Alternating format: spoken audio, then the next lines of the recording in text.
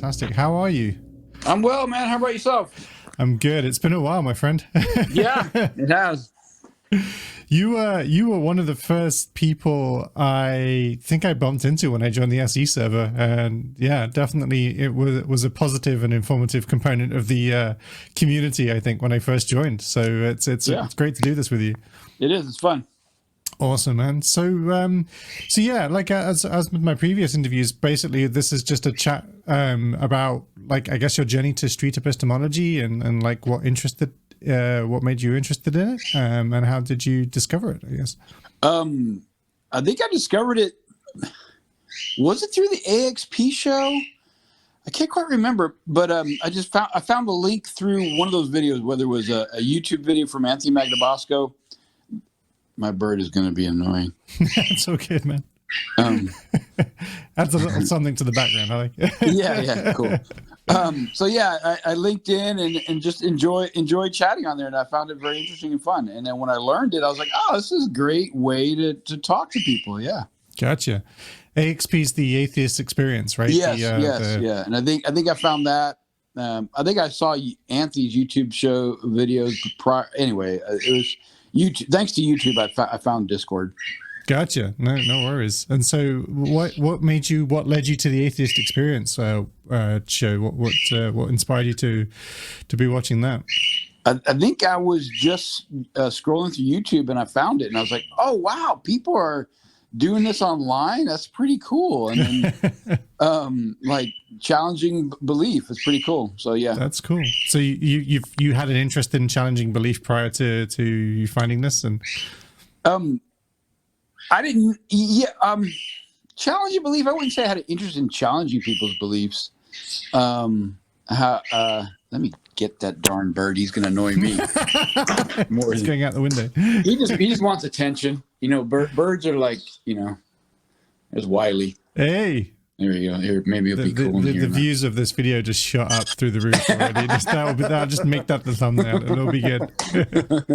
Anyway, so I never was interested in challenging people's beliefs, but questioning, like, why do they, Right. Yeah, definitely is not necessarily the same thing, right? Yes. That's cool. I guess YouTube is pretty good at finding content that you're likely to like. So what made you think, what do you think YouTube, what was it about you that you think YouTube noticed and thought, hey, this atheist experience might be the thing for you? I guess I was searching, it's hard to remember exactly what brought me there. Maybe I was searching like how people deal with talking to believers as an atheist. Right. Yeah. Have you been an atheist your whole life? Since preteen.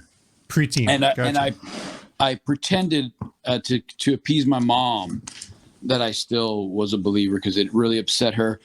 Right. Just my questioning, like, why is this way?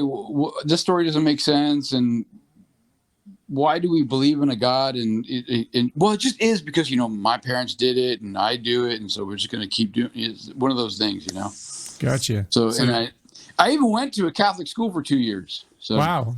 Yeah. Well, it's great. It's great education, right? So I've heard good things about religion. I spoke to a chap called Jacob who went to Brigham Young University and swore up and down that it was one of the top-notch universities in terms of just a general university education. I've no reason to doubt it for sure. Yeah.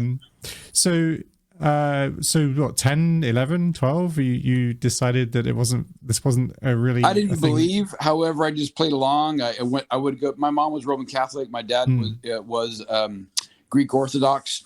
So I just, go along with it. But back in my head, I was like, yes, it didn't add up. And I like to use the Santa Claus analogy and all the mystical creatures that we use for holidays. Right. All those stories didn't line up. And what really upset me was like how parents can straight up lie to us as youngsters and tell us, no, it's true. Really, it is, and egg us along. it comes to a certain point where they can no longer, follow through that lie. So it ends up being the truth comes out, right? I'm tempted to ask which fell first, Jesus or Santa for you. Santa for sure. Santa for sure. Well, Jesus and God were like, questionable. I'm like, what's up with that? Yeah. It is interesting, isn't it? Yeah. The parallels of the story, I suspect, are not accidental, and maybe the idea was to try to introduce the concept of God to children in maybe an appealing way. I can't say for sure. I mean, the Santa Claus and Father Christmas myths have gotten very wrapped up in each other, but it certainly is a very useful metaphor for explaining why that it's not true in some ways. Yes, and I think one that children can. Yeah, I don't remember ever finding out that Santa wasn't real, but I don't really ever remember truly believing it. Like there always something about it felt suspicious. And then I think if you noticed it with one thing, you have the tools to notice it with other things, I think. Right. Sure. Right. So that must've been difficult. Did it, even at a young age, you recognized that you needed to maybe pretend in order to sort of appease the well-being of your parents. I mean, that's quite a burden. I don't remember anything distressing in my teen years. Now, when I decided to be open to my mom in my mid-20s, that was upsetting. Right. And we can't pick our parents, right? We can't pick our families. Sure. Currently, we do have, we're not talking. It's been a long time. My mom hasn't talked to me or seen Caroline since she was 6 months old. So, and I don't think that's just all based upon me being a non-believer, being an atheist, right? There's other underlying issues. However, with me divulging that, it kind of separated us a little bit, and she took it as if I was being a not believer, was trying to convince her to not believe as well. And it's like, no, Mom, by all means, believe. It's just, if I ask you questions, I'm just asking you questions. And if you don't want to talk about it, by all means, we don't have to. So, yeah. Why do you, if it's not too personal a question, and this has already gotten very personal territory for sure, but why do you think your mum needs to believe it so strongly? I think it's because that's the way she was raised. Like, I'll use my dad as an example. And one of the answers he gave me was like, well, it's because my parents did. So I do too. And that's, and we're going to leave it at that. And that's all he wanted to say. It's interesting. Yeah.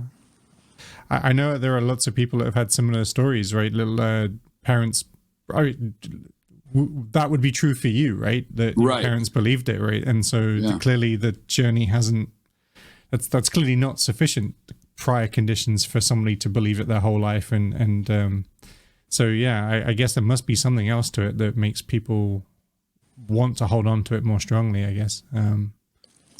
That's interesting. Yeah. So, street epistemology. So, precocious child, questioned everything. Challenged authority, challenged parents. Oh yeah. So, street epistemology was a good fit for you. Pretty much, kind of. Yeah, I like to talk to people and ask questions. However, I don't go out with a camera or recorder and do it. I just do it on a whim here and there, just to question people, just for fun. Gotcha.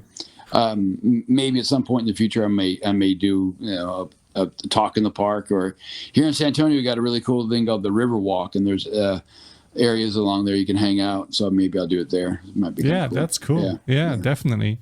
Yeah, I think once the UK is still having the pandemic issues, I guess, and they're sort of pretending it's all over, but it blatantly obviously isn't. So. It's not. But in any case, once it settles down one way or another, I'm looking forward to getting out there and doing something similar myself at some point. But good to hear. It's a different thing, right? Having conversations online versus having like conversations in with person, people in real world. Yeah. Oh yeah. And I kind of like that. I miss that. Slight danger, slight uncertainty, and quite know who you're speaking to. I like it. It's good. It's fun. So what was your first impressions of street epistemology? Was it love at first sight, or were you skeptical early on? Oh, I totally dug it. Even back in the day when they were not doing it in the most cordial manner. I still found it, like you guys did a review of one of Anthony's earliest videos, right? where he was challenging the street preacher one. Yeah. Yeah, exactly. Like even that I kind of liked. I was like, hey, that's cool. Yeah. Do you a fan of the classic sort of Four Horsemen, sort of Hitchens, Dennett, Dawkins, and Harris? Those I love those guys. Right. And I'm a big fan of Matt Dillahunty. I like him. Yeah, so Matt Dillahunty is very cool. I like those call-in shows. I like that style. It's kind of cool. Yeah, it's necessary. I think it's really important. I think I think it's also. It must be quite exhausting to hear the same questions and. Oh yeah, it gets old. But at the same time, I think it's necessary, right? If there's nobody out there just repeating the same points again and again and explaining it again and again, then there's an absence of contrary voices, and then all of a sudden, it's reasonable to believe in faith if nobody has ever questioned it and challenged it. And I think there's at least some reasonableness to it if you've grown up in a community where all of your authority figures have said this is how it is, right? And nobody's ever contradicted it. There is some justification in holding that belief in that case, although that clearly wasn't sufficient for yourself, and I suspect not everybody, but yeah, so that's cool. So how would you characterize the street epistemology community now? Because I think the community and the practice are very different things, but like how have you felt about the community as you've seen it? So how long have you been a member of the community, actually, I should ask? Oh, I guess I've been on the server with the SE Discord community, and now with Clubhouse, going on 4 years, 4 years. Wow. Awesome. No, maybe 3 years. Maybe 3 years would be a better. Gotcha. Answer. Yeah. So, have you seen it change over the last few years? A change in how people do it. Yes. Yeah, and how the community. I I can say I've been a member of the community for like 2 years, and I've definitely seen it change quite a lot during that time. Just culturally shifting as people come in and come out, and sort of new groups of people start finding different ways of communicating. It's definitely shifted. So I can imagine it's improving. That's good to hear. Okay, cool. I think it is. Yeah. How would you describe that improvement? Better ways of asking questions and critiquing ourselves. Like the practice sessions have gotten a lot better. I'll say that for sure. Yeah. And the fact that we have these, you guys are doing those reviews, and having the reviews is helping how people go out and talk to people. And, I'm in the community, but I'm on the fringes. I don't want to say I'm a big component of SE in itself entirety. Oh, you've been a big component to me. Well, thanks. I appreciate it.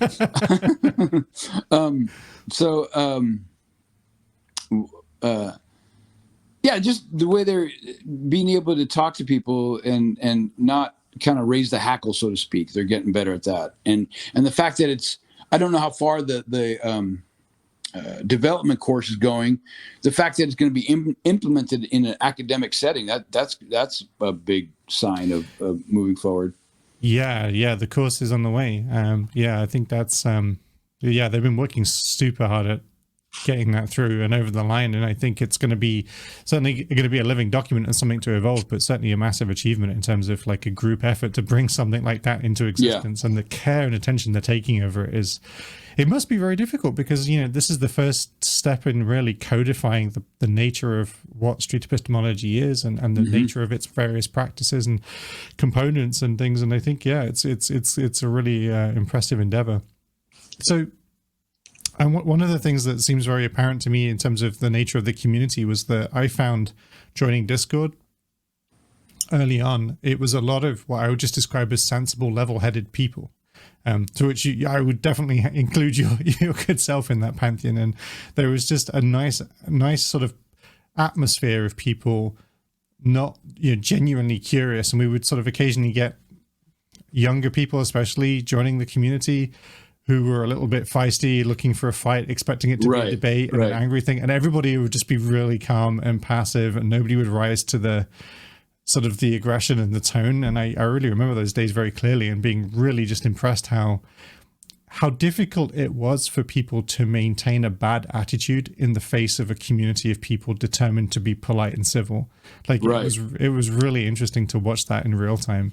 Have you seen that change much? I think I feel like I have, but I was interested in your thoughts. I'm totally with you on that. Yes, for sure. I noticed that big time. Yeah.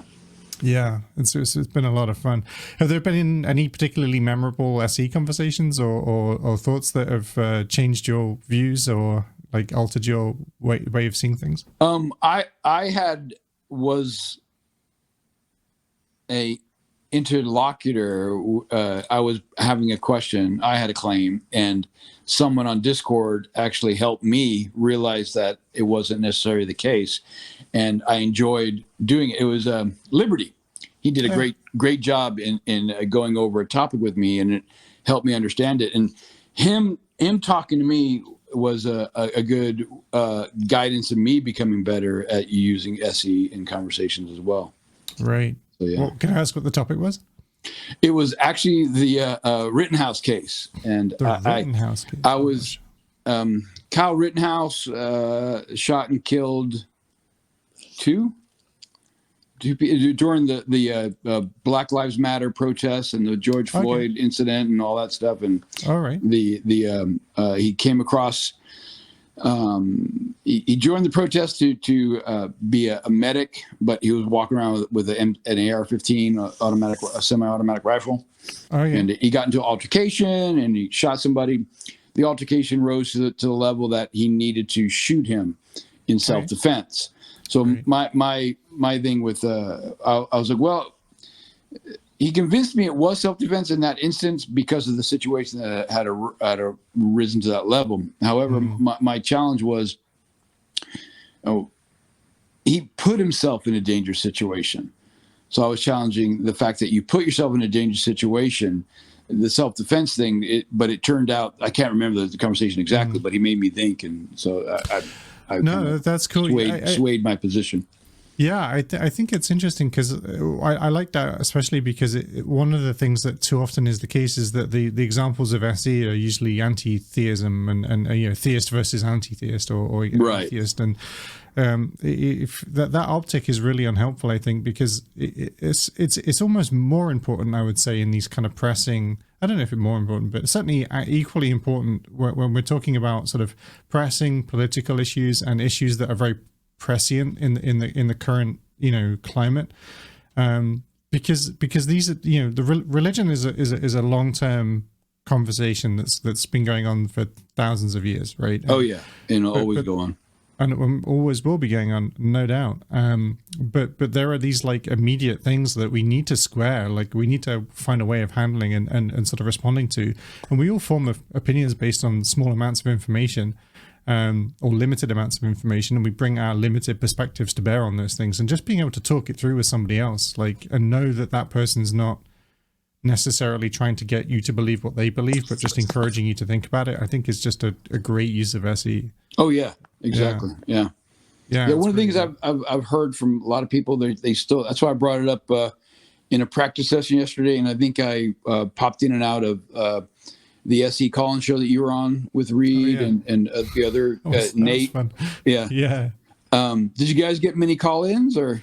We didn't get so many call-ins as such. I just think that it was a very last-minute thing that we were doing that, so we just threw it together. But we did have a few people join us that were really interesting, but that because it was so last minute, it was a little shambolic, but also really interesting because I think the conversation just went in all kinds of different directions, and it was I enjoyed it a lot. Actually, We're going to do it again.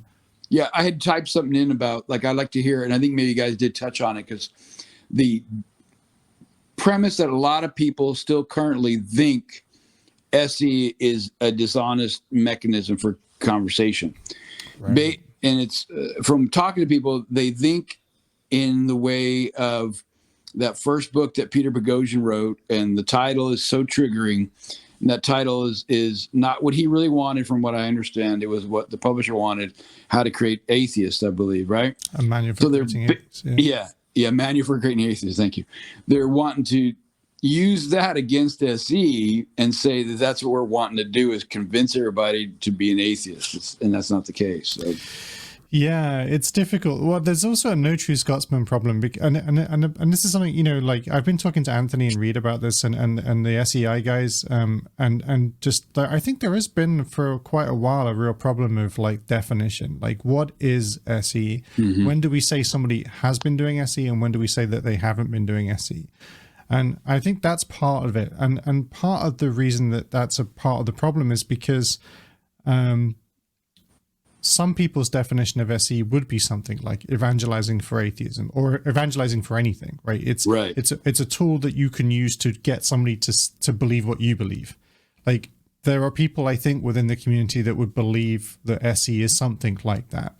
Right. And up until, well, I mean, even of this moment, you could say there's nowhere really to point to that contradicts that. And there's, because we know we're very that there's no popes in SE, right? So it's very difficult, I think, to say, point to somewhere and say, no, this isn't what it is.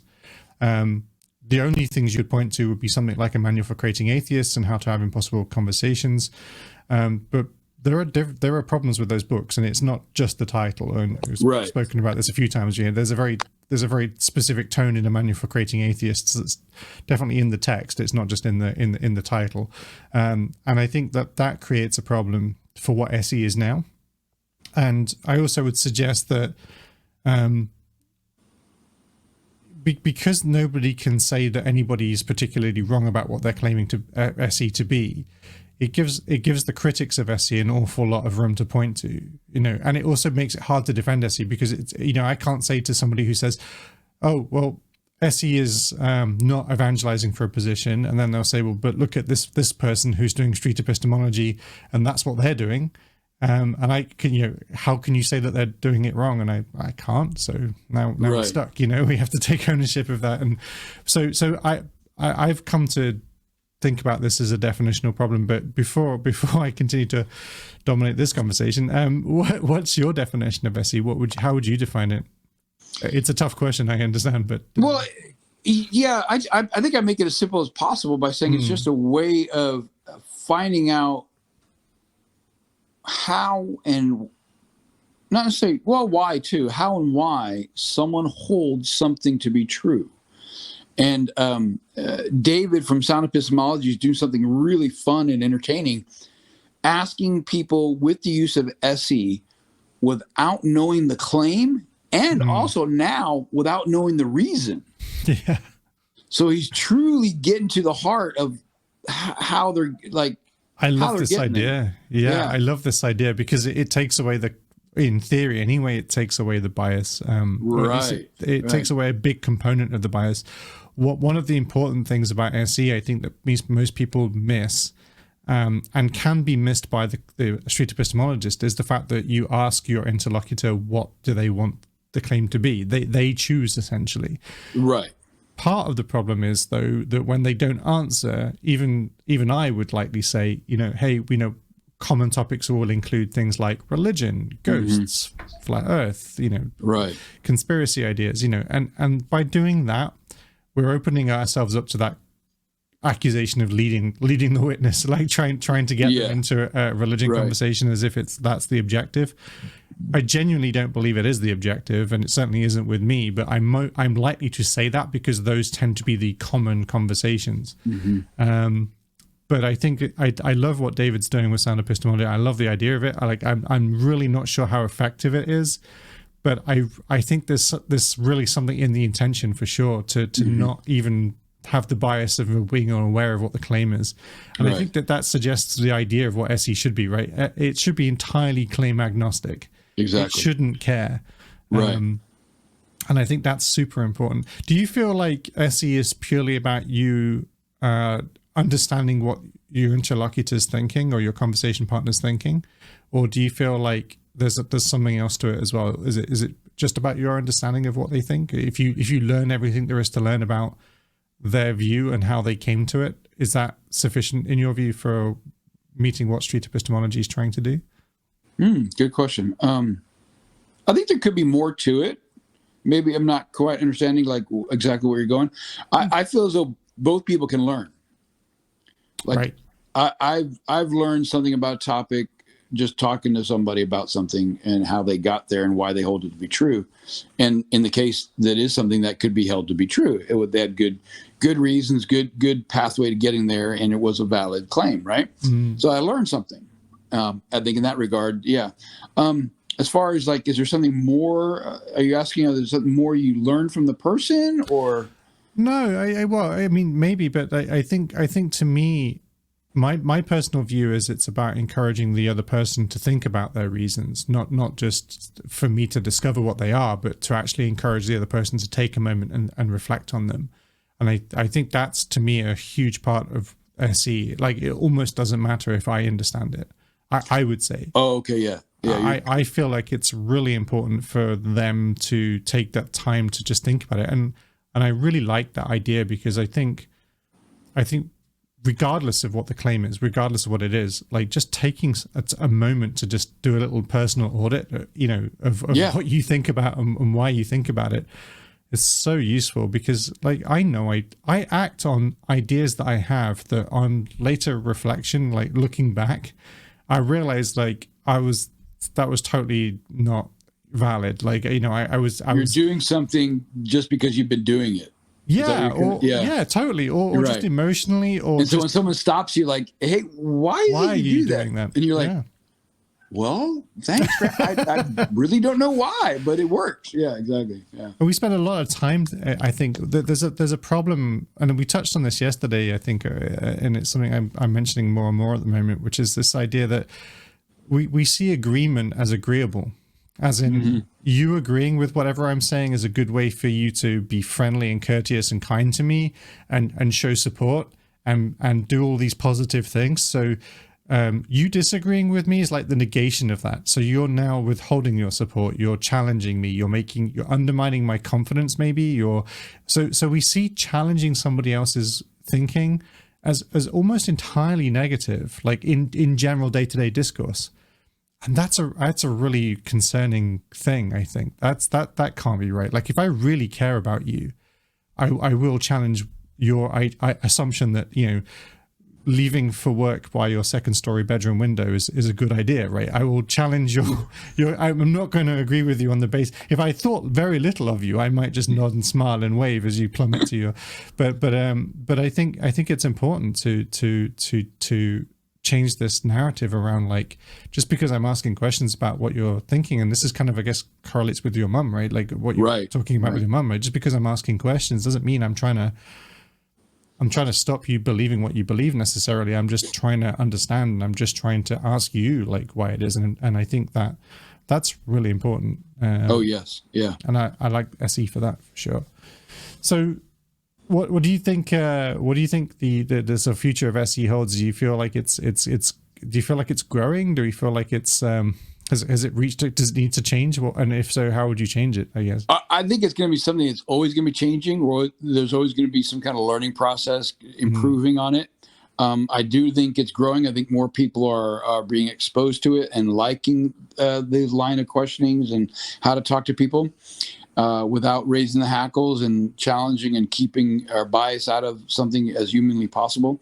Because, I mean, we can't say we keep bias out completely. There's always going to be some underlying 100%. Bias, of course. Yeah. The future, I see it being implemented as a way of improving people's ability to increase their critical thinking skills. Because I think everybody has some sort of underlying critical thinking skills, whether they take something just based on it's been passed on from family to family. They're still going to be a little critical about it, just to think, they got to have some kind of thought behind it. I would think, right? We use rational critical thinking in almost every area of our life, right? Like you just can't go without it. It's how we operate in almost every mode of our lives, except for a few exceptions where sometimes some people make these weird exceptions. And also, I guess also potentially on fringes. People, one of the things I've noticed is recently, I'm interested in your thought here, but like there's the Sagan standard, which says extraordinary claims require extraordinary evidence. Right. And I think if we added a human component to that, I think there's like another axis in this kind of like triangle of things, which would be how important it is to you, or how much it impacts your life. And the reason I mention this, like the impact of this idea on your life, like is because I definitely think I'm willing to feel that I would say something was maybe likely to be true on the basis of very small amounts of evidence, even if the claim was quite extraordinary, provided its impact was negligible on my life. And so I'm thinking, for example, quantum theory to me is something that I don't really understand. I've got no real model of it.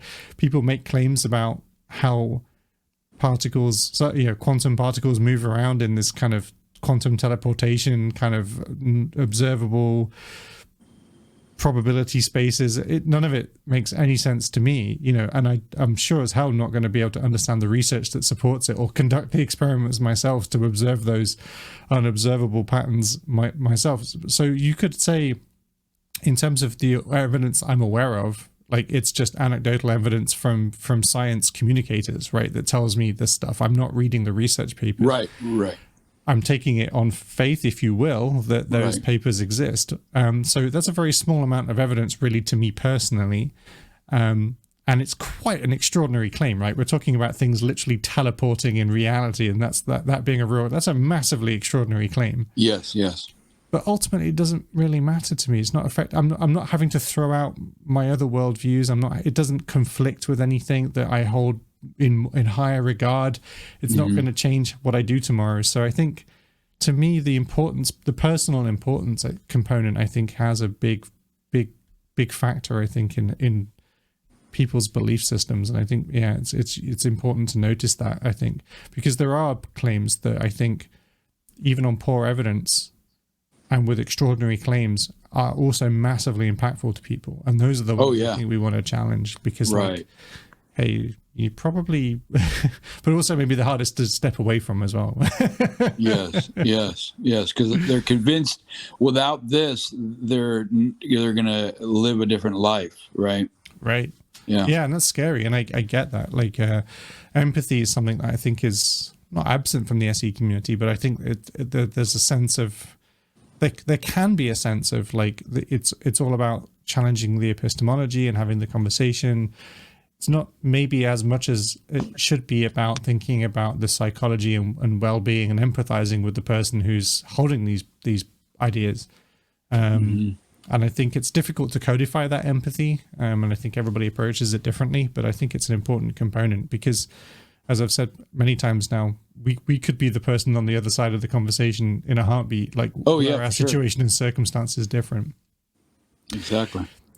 Do you have a sense, and this is an odd question, but do you have a sense of what it was about you that made you see religion differently? Because you're telling a story that, like, often goes a very different direction, right? The parents had religion, Catholic school. That this tends to go a certain way, and clearly with you, it didn't even start to take in a meaningful way. Do you have a sense of why that might be? I guess it seemed nonsensical to me. Like the whole, like, to be honest, my mom didn't really like even to this day, I have not read the Bible book end to end, right? Just bits and pieces of it and stories. Even some of those stories in the Bible were not really told to me. And when I did question things, the reaction led me to think differently about it. Like, if it can't be answered by my parents, why is this so important? And comparing the both stories of God just wham did everything. Angels are bowling when it's storming, and like, those things that are said, and we're supposed to just take on faith, so to speak. I think it was that, like, as I got older and more able to dive into things and think deeper about it, it made me wonder. I guess just seeing things naturally happen led me to believe the magical side of things didn't make sense. So that's what sparked my curiosity, and just playing along to appease the parents was it didn't do me harm. Like, I didn't have a big issue going to church on Sundays. It was actually kind of fun, Catholic church, the church we went to in the small town of Laredo. They had a choir, they had a band, they had good guitars, drums. It was actually, and there was a hangout afterwards, and the community was cool, right? And we did carnivals in down Laredo called Jamaicas, so a carnival, and it was fun, good food. I mean, the adults drank, and yeah, they call it. I've never heard that word. That's awesome. Jamaica. I may be messing it up. Oh, no worries. Yeah. Yeah, I think it was called a Jamaica for some reason. I don't know why, but anyway, basically a carnival. Cool. And good food, drink, and it was party time, right? It was fun. Awesome. So I didn't have any bad feelings about being part of it. And right. When I left it, I didn't miss it because I had other community, other friends, right? So not that big a deal. Interesting, yeah. So yeah, I guess my curiosity led me to, question things, I guess, and the whole Easter Bunny, Santa Claus, all that stuff was a lie. It's like it all kind of falls into place. Like if they can lie about that, It's true, yeah. That's interesting.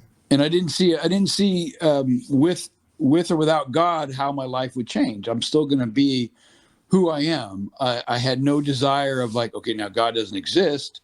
I can just do whatever. I didn't have those thoughts. So that's why it always leaves me wondering, like when people say that to non-believers that we just want to go do this, that, and the others, like, no, why would we want to anyway? So, yeah. It's interesting, isn't it? It's a failure of empathy on their part, I suspect. Mm-hmm. Yeah, I agree with you. I find that really hard to understand. It's certainly something you hear very often as well. There would be drunken fornicating in the streets, and right. you often hear from the preachers as well. I think it was even in that video you mentioned with Anthony where he was talking to the street preacher. Right. He told the familiar story. I was fornicating. I was having affairs, drinking, drugs, and I'm like, God, these guys live a hell of a life. Before this stuff gets turned around, like. You don't hear that much from the atheist community. Right. Yeah. Yeah, exactly. Yeah, it's certainly interesting. So yeah, that's cool. So has that led you to a general interest in science and philosophy and ideas, or is it just always been just an ambient thing for you? I was always interested in science. I had aspirations as a youngster to be a veterinarian. I ended up staying in health careers through high school and going into nursing school, but I went to college. College wasn't for me. Became an EMT. I was a lifeguard at the age of 12. I was very into understanding like biology and whatnot. So that aspect of thing was always very interesting to me. Like being out in nature, looking at bugs and animals, and animal lover. Just nature in general was so it is always so amazing to me. So yeah, I had a big interest. Yeah, if I could be a good student, I'd probably be a decent doctor. But I don't know what it is. I just can't do it. Well, as regards education, I'm right there with you. And I would say also like I not this may seem like a needlessly cheap jive again at religion, but like. I often find the majesty of nature just generally awe-inspiring in the way that you do hear from the religious communities quite often. Mm-hmm. I think adds nothing at all to it that it's sprinkled with the glory of God on top of there, which is what you always get. I remember Christopher Hitchens talking about his nature teacher at school when he was growing up, saying, he was like 8 years old or something, and they're going on a nature walk, and they were pointing out the leaves and the plants and the flora and fauna. Mm-hmm. Said to him apparently, and isn't it wonderful that God made everything green, which is the color that's most pleasing to our eyes? And he said he just knew in that moment that is exactly the wrong way around. That's just of course absurd. And you hear a lot of stories, this kind of awe-inspiring nature of nature, if you pardon the word usage there, but as evidence for God. And I'm like, well, can it not just be evidence for the amazingness of nature? Because that's right. It's pretty awesome. Yeah, I love. Yeah, and it's explained. It can be explained and demonstrated and repeated. It's so that's why I don't get how people want to challenge us that we don't that. It can't be.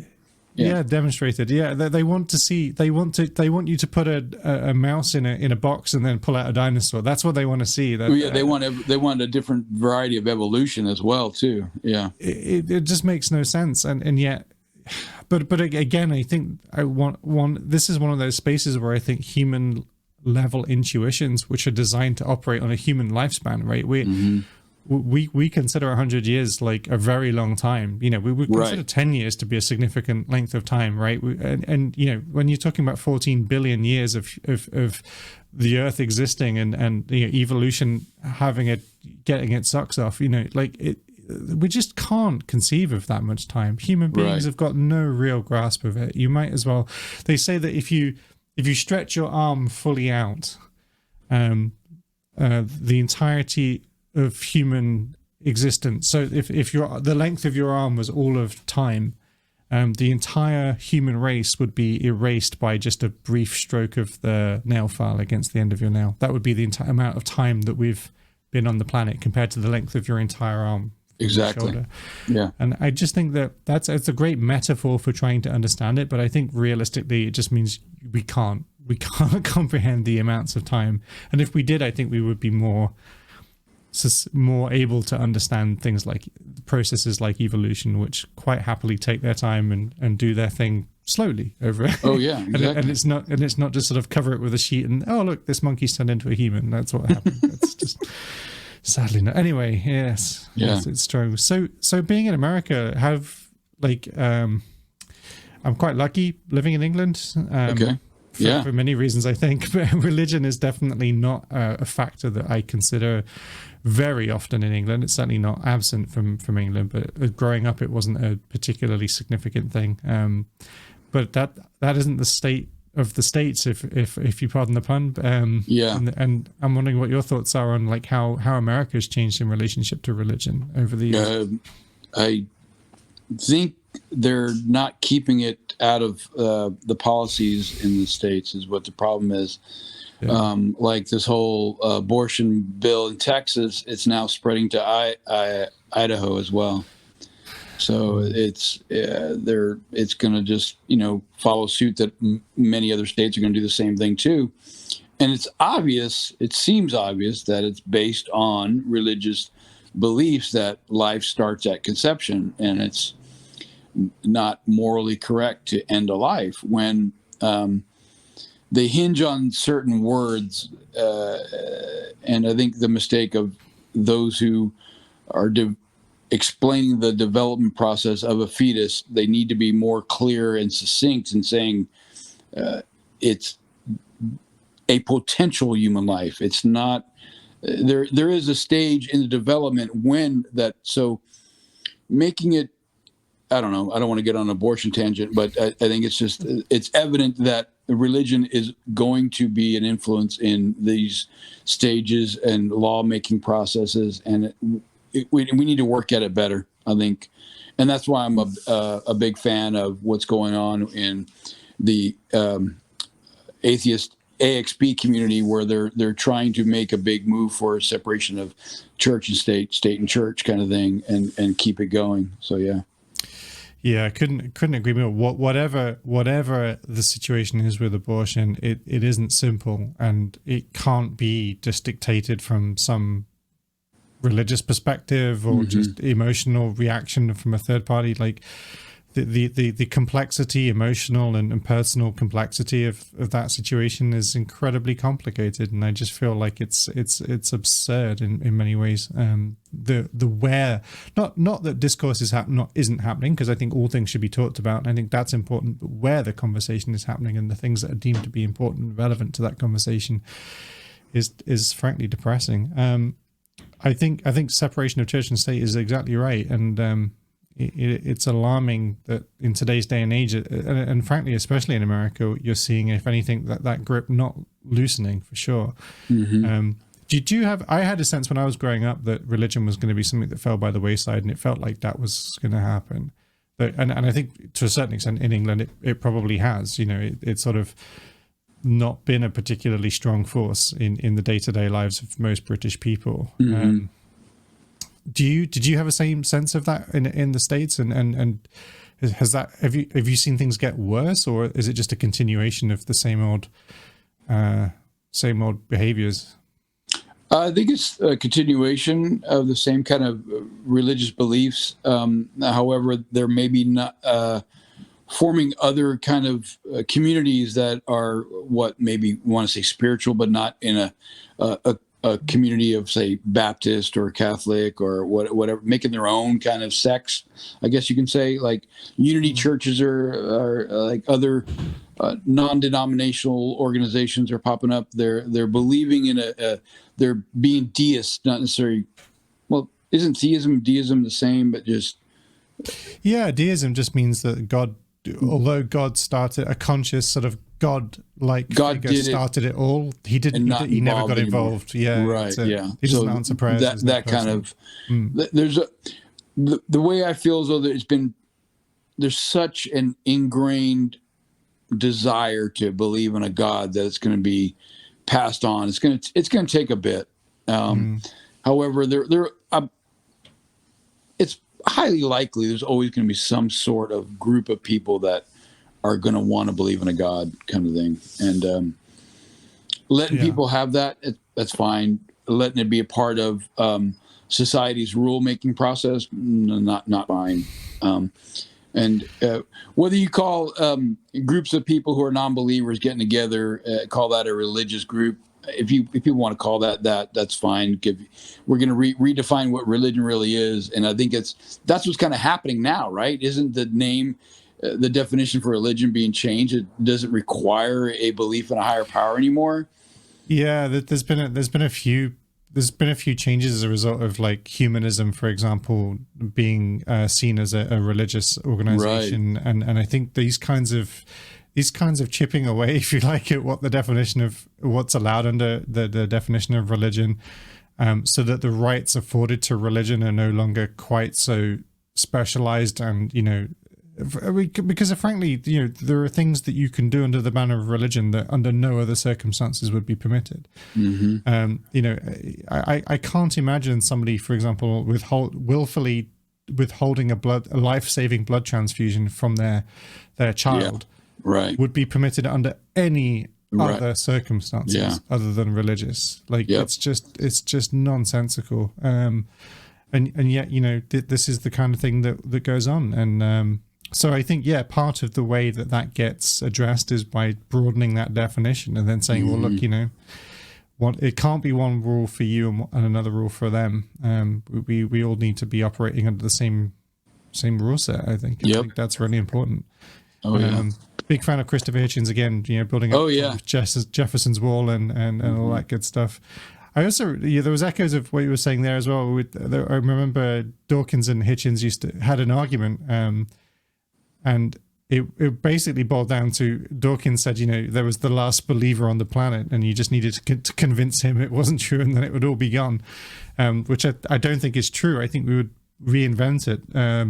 In any case, we are reinventing it. I mean, there are Scientology, not least of all. New religion or religious-like things are sprouting up all over the place. So that certainly isn't a game we're gonna want to win. But he said, you could just do this. Would you do it? And Hitchens said, I don't think I'd do it. And Dawkins said, well, why wouldn't you? He says, I don't know. I want someone to argue with.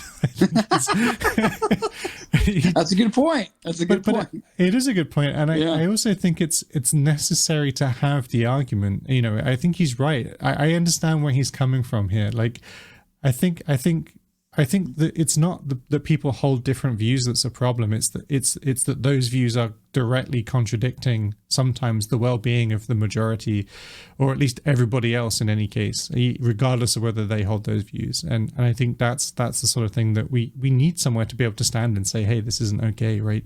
Right. You don't get to decide on this issue of abortion just because you think you know something about something that you've got no evidence for, essentially. That doesn't seem like a reasonable way society should operate. And if you're going to allow it for this group on that evidence, what groups would you not therefore be allowed to allow it for on the same evidence? And it gets really messy.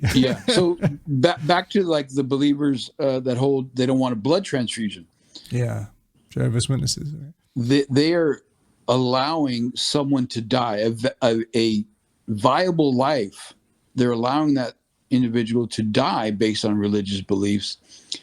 And it seems hypocritical that a embryo is not a viable life at that point, and their abstinence on not wanting to let a human autonomy make a decision on whether their body's going to be a host for that to continue or not. So yeah, and look at just euthanasia. You know, there are some people living in conditions where we would definitely want, you know, maybe there to be a more clean exit, you know, let's say. And I think that, you know, the fact that we are apparently so squeamish about that, so that they're very concerned at the beginning and very concerned at the end, and it almost seems that that concern is there. That's maybe there is good intentions behind it, but the reality is their good intentions are almost designed to maximize suffering, right? And it's suffering of people that they're not having to deal with directly either. They're not accountable to, they're not looking after, they're not caring for, they're not dealing with the repercussions of this. They're just saying, hey, we believe X and therefore the policy should be Y. This seems unreasonable. Yeah, to put it frankly. Right. Yeah, it does. Yeah, exactly. I agree. Yeah. JCC, is it? Yes. I'm always going to call you JCC. That's fine by me, man. It's just fine. how it's in my head. I love it. But in any case, is there anything you'd like people to know about you that they might not know about you, or might not be? Because one of the things I think is lovely about these conversations, frankly, I just do it because I like to talk to people like yourself. And but I think one of the things that's nice is a kind of as an introduction to people on Discord, if they don't know you already. Like, what would you like them to know about you? Is anything? Do you have any exciting hobbies or pastimes or topics that you're particularly interested in? I was a highly competitive cyclist at a stage in my life. I'm now a proud father of a wonderful, amazing 13-year-old daughter that I love so dearly. Of course, what parent doesn't love their child? But I'm super proud of her. She's a joy. She's a great, talented violinist, aspiring actress, fairly decent athletic abilities as well. Plays tennis. Great mediator when it comes to her teenage girls getting into arguments, and so I'm pretty proud of her. She learning essie? She doesn't do well. Nah, I wouldn't say that. She'll kind of whatever. She laughs at me when I pull essie on her sometimes. When things come up and I'm like, really? Can we talk about that a little bit? Why is that so? Like, come on. And she, Dad, stop that.